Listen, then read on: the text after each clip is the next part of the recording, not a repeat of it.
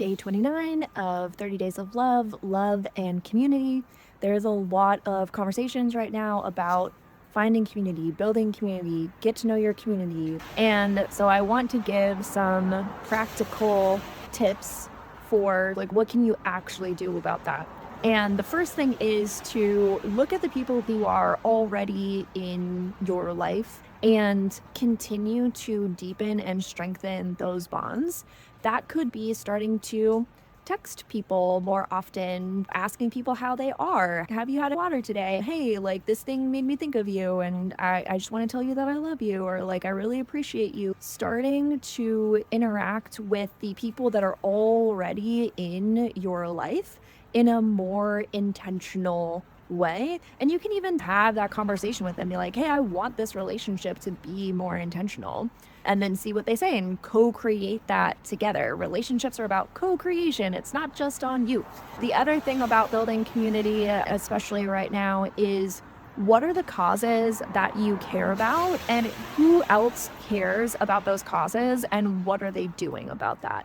So like for me, my lane is queerness, LGBTQIA plus folks, different relationship orientation like polyamory, non-monogamy, etc., and continuing to build and grow those relationships as well. The other thing about building community is diversifying your community, and you can start with adjacent communities. So for me, inside of LGBTQIA plus relationships, that could be like women's health organizations, different political groups in the area. That could be different businesses, right? So even inside of that community, then I can start to diversify who I'm talking to and not just have it be like coaches, healers, therapists, like people like myself, right? And then once you start doing that, that network of people will just naturally start to grow, because one conversation will lead to another, especially if you're speaking intentionally, being like, hey, I'm wanting to build this community because.